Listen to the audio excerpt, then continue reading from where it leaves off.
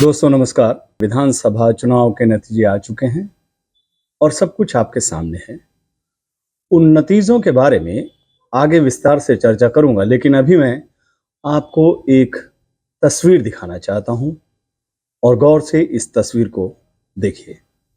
यही है वो तस्वीर। सैकड़ों लोगों की भीड़ खड़ी है, सब अपना दायां हाथ आगे बढ़ाए हुए हैं, नाजी सैल्यूट के कुख्यात स्टाइल में। लेकिन इस तस्वीर में आप देखिए, एक शख्स अपने दोनों हाथ को सीने से लगाए शांत भाव से खड़ा है। सबसे अलग है, सबसे जुदा है। वो इस भीड़ में खड़ा है, लेकिन उसे इस भीड़ का हिस्सा बनना गवारा नहीं। इस तस्वीर की कहानी उसी शख्स की है। उस शख्स का नाम था ऑगस्ट लैंडमेसर। ऑगस्ट लैंडमेसर। यहां आपको यह भी बता दूं कि यह तस्वीर ली गई थी सन 13 जून 1936 को, लेकिन दुनिया की नजर इस तस्वीर पर पड़ी सन 1991 में 22 मार्च को। पूरे 55 साल बाद 55 साल बाद दुनिया ने इस तस्वीर को देखा।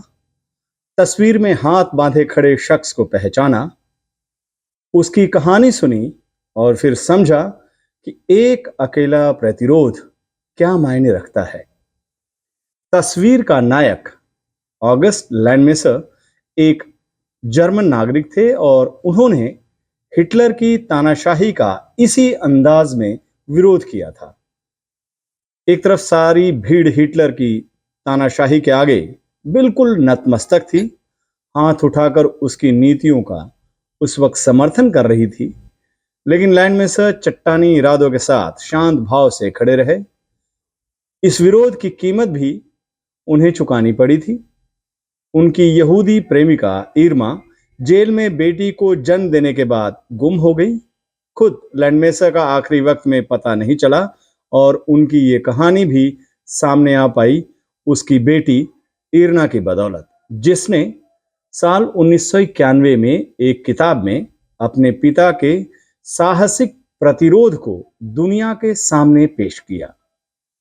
22 मार्च 1991 को द टाइम्स ने पहली बार लैंडमेसर का कहानी के साथ इस तस्वीर को प्रकाशित किया और तब दुनिया ने जाना कि जब पूरा जर्मनी हिटलर शाही के रंग में रंगा हुआ था, तब एक शख्स ऐसा भी था जिसने अपना हाथ तानाशाही की सलामी में नहीं उठाया था। इसी तस्वीर ने लोगों को एहसास कराया कि चाहे वक्त जैसा भी हो, एक अकेला आदमी भी उसका विरोध कर सकता है। उसका विरोध वक्त के उस लम्हे में भले ही परवान नहीं चढ़ पाता है, लेकिन वक्त बदलने के साथ उसका वही विरोध मशाल बनकर बदलाव का पथ प्रशस्त करता है।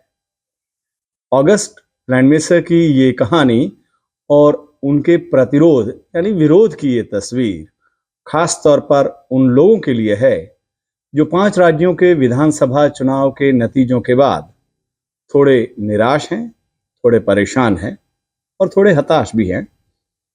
मेरी ये अपील है कि वो लैंडमेसर की इस कहानी को पढ़ें, इस तस्वीर को गौर से देखें, साथ ही इस बात को याद रखें कि रात जितनी घनी और अंधेरी होती है, सुबह की किरण उतनी ही ज्यादा उजली और रोशन होती है।